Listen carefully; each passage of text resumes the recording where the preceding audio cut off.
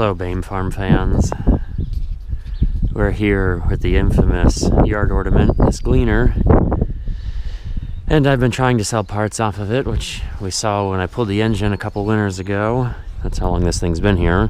And I've pulled the transmission and taken parts out of it for the Unisystem because, well, these share driveline components made by Rockwell.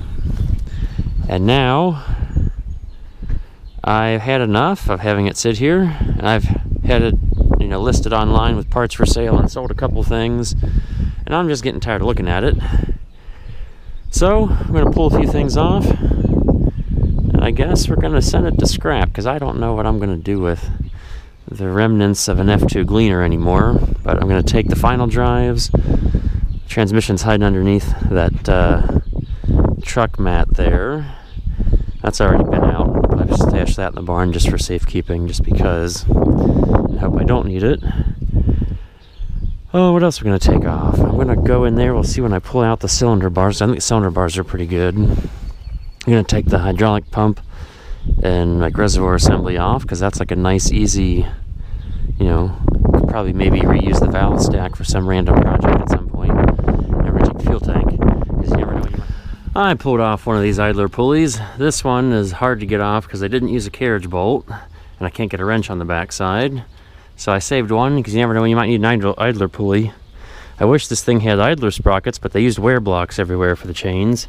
And I'm going to pull the pump, which I have all the lines loose. I just have to get the control rods out. Well, that pin pulled out nicely. I already pulled the clip. We cheated. And I got to pull the fuel tank. Fuel's pretty well drained out of it. We've slowly been mixing in a 5-gallon bucket into the bigger tractors here and there to use it up. Okay, here's the pump sitting on the ground. It's off.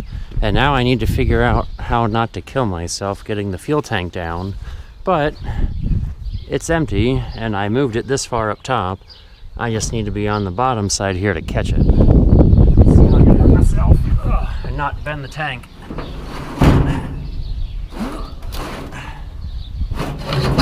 I don't have a plan other than jump out of the way if necessary.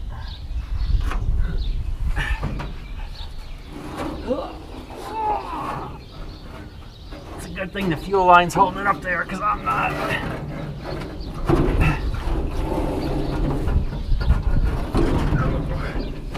Woo! Okay. Yay, falling with style. I think you might have saw some of that, but we got it down. Well, just now to maybe attack the steering motor in the cab, just for, random sort of universal useful parts that I might use on something else.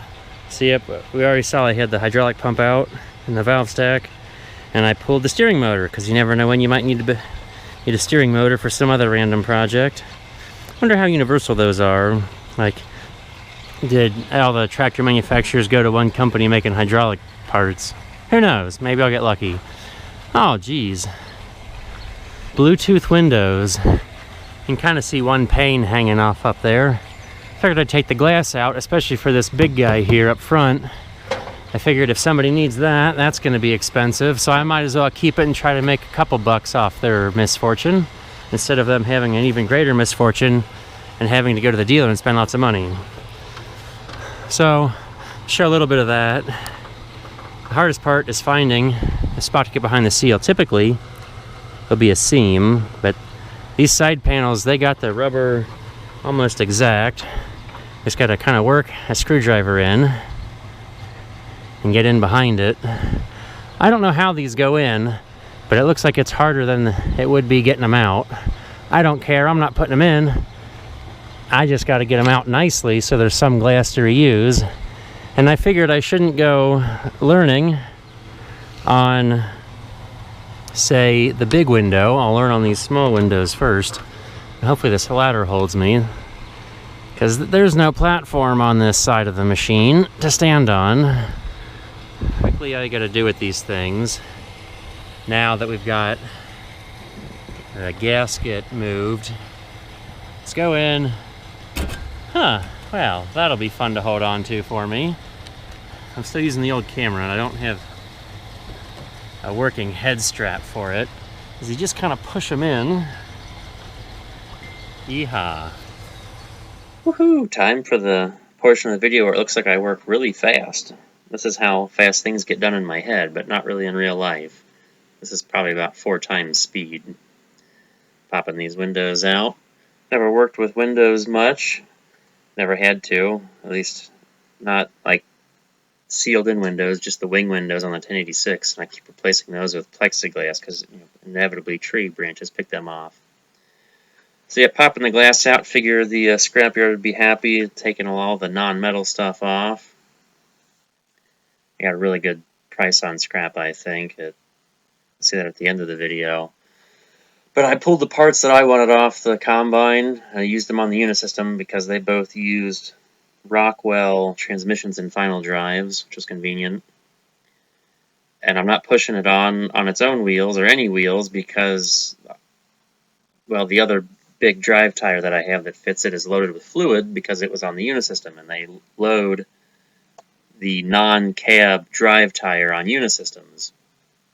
Conveniently, I saw, my uncle's trailer was very short and easy to slide underneath.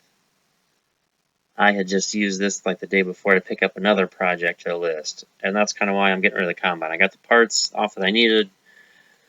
Well, I like the thought of having a ton of galvanized sheet metal around for who knows what projects. I need less projects, so moving it out of the way, and hopefully there wasn't a project I wanted to do with any of these other parts. I hadn't sold many parts. The most common part that was desired was the cylinder drive pulley, which was a size that I didn't have. I think it's a really large one. Everybody wanted to slow it way down.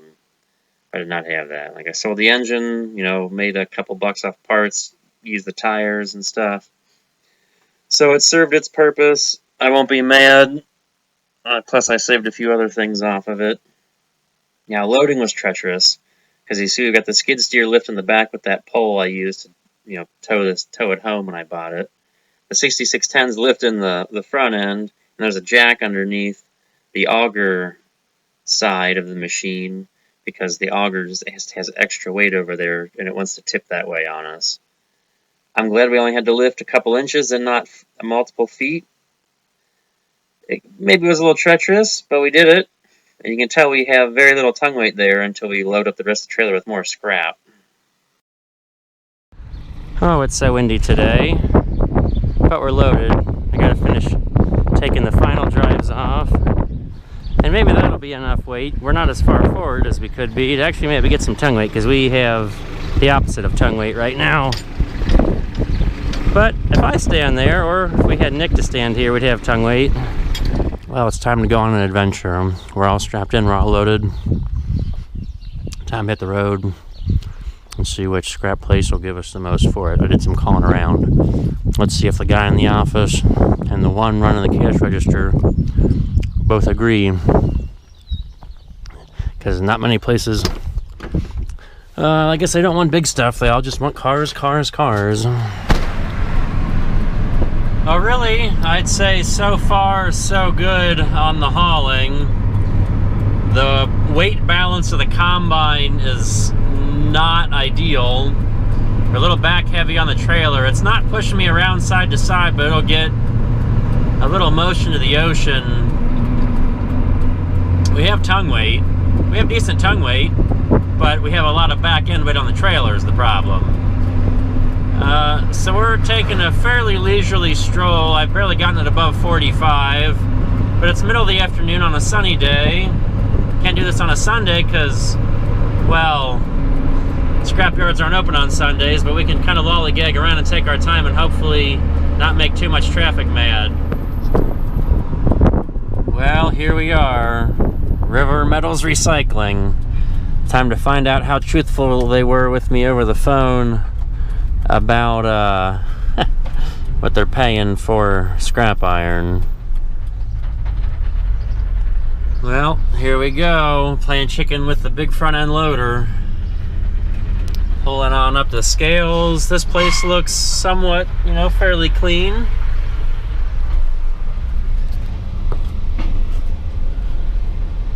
Take a guess on weight. They got a nice scale for us. We're not even all the way on yet. Woo! I'm curious what everybody's guesses are. The scale's back there. I don't know if you can see it. It says 17,260? Unless there's somebody walking on it. Well, we just signed my life away, saying I'm not stealing this and, you know, damage to vehicles and all that good stuff. And we're going straight ahead to the big claw up ahead. He was up here. Oh, this is fun. We're gonna try not to bottom out anywhere. Heard us touch a little bit. Scrap. So they keep a fairly clean, I mean, for a scrapyard, a fairly clean looking lot, you know. They're not littered with stuff and mud. Okay. This is where we're going. That's where the nice lady said. Plus I gotta go on strap. So this will be fun. Oh, he wants us to come forward. Well, I gotta finish undoing our doing here. He's lifting up, he's got a raisable cab. That's cool. Well, here we go, the big claw. Let's see what happens. I already took the cab gas out, so none of that fun. Maybe I should have pulled that fender. See how well these are made. I don't know what's the strongest part, but we've only got the cab and the grain tank to work with. Oh yeah, crunchy, crunchy. Extra crunchy. Oh, there, see, he made that look so easy. It was so hard for us. Now is he gonna drop it on the fly? That'll be fun. Just swing and drop. Kerplunk. Gotta get a picture. Well, that was cute and easy. Wish it was that easy for me to move it around. Now the fun part of tossing all this small junk off by hand, unless he's really good and dainty with that. Well, now we'll find out how much iron's in this pile. That's fun. Hopefully all of it's iron enough. Should have loaded more of it in the combine. Those sheds are really annoying because I'd love to see what's going on better. Whee! See, hey, he's got a pretty good reach there. He can probably get to the truck too. Ah, those big old mufflers getting in the way.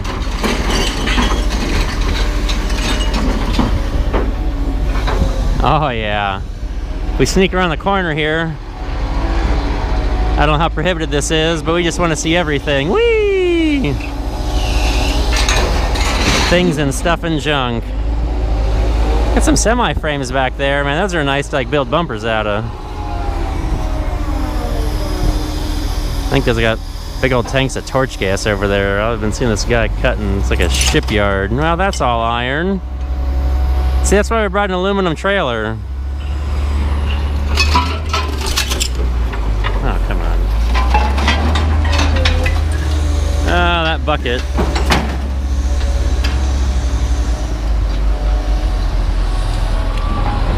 Whee!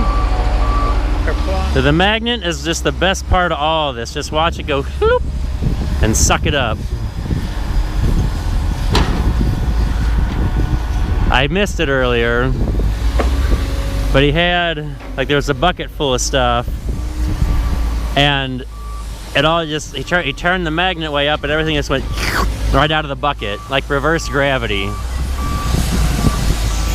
We'll get a quick clip of this. I'm running out of memory, so we got to talk quick, look quick. Like these big old, it's an oxygen tank and they're cutting down those rolls of wire. That looks fun. Whee! It's just so much fun watching the magnet pick things up. I wonder how strong it is, but it's strong enough. Hopefully we can see that. Scale says 7,900. So we almost had 10,000 pounds on here. And there's the ticket. Time to get our money. Well, we'll zoom in for everybody to see. We're running out of camera time, but look at that. Holy cow. This place pays good.